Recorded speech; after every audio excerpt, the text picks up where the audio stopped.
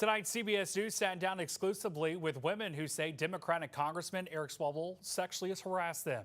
He denies allegations of sexual misconduct, but he suspended his campaign for governor on Sunday, then announced he will resign from Congress. While Swalwell's accusers told Nancy Cortez why they finally decided to go public. I didn't tell anybody for years, out of fear. What were you afraid of?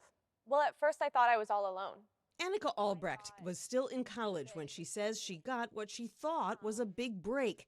California Congressman Eric Swalwell offering to stay in touch after meeting with her student group in Washington, D.C. He offered to mentor me.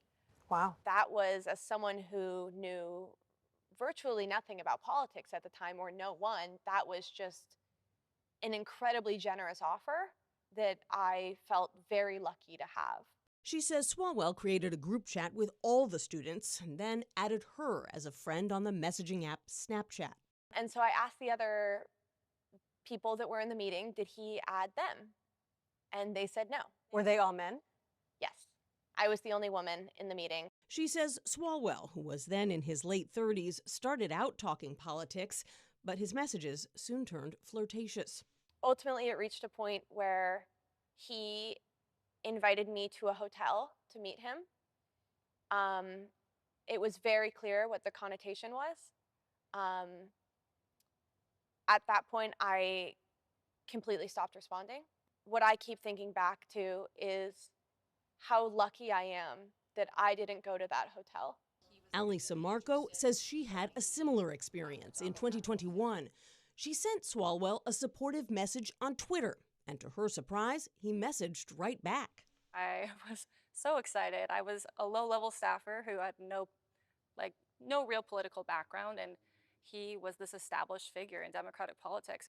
They began to text, but she says he soon asked if she too was on Snapchat, where messages and photos automatically get deleted after they're viewed.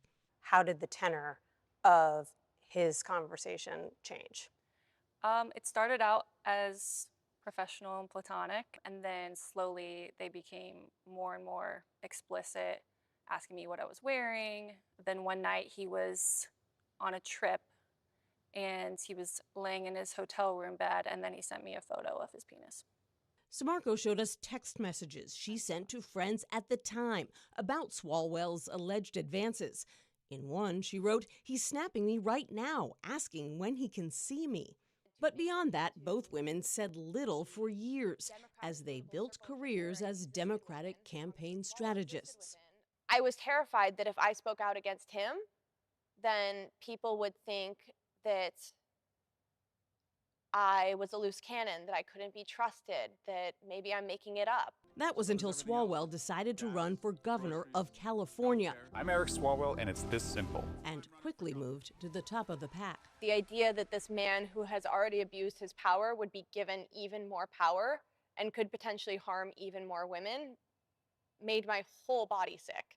So, 2 weeks ago, Albrecht reached out to her good friend Cheyenne Hunt, a Democratic content creator, and asked her to post a video about the rumors that have dogged Swalwell for years.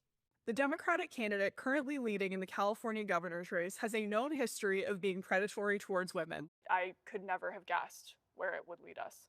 Where did it lead? I was immediately slammed with DMs from other women who said, I have a story to tell. And that was when I realized that this was a lot bigger than I think any of us knew. Swalwell has acknowledged what he called mistakes of judgment, but denied all allegations of sexual misconduct. They have never happened, and I will fight them with everything that I have. And yet on Sunday, he suspended his bid for governor, and yesterday announced his plan to resign from Congress. Is that justice in your view? I think we just prevented another 30 to 40 years potentially of him harming people if he were to stay in Congress. Yeah. So in that sense, I think we have served justice for his future victims. Wow. That won't exist anymore. CBS News reached out to Swalwell multiple times about these specific allegations, and we did not hear back. Nancy Cortez, CBS News, Washington.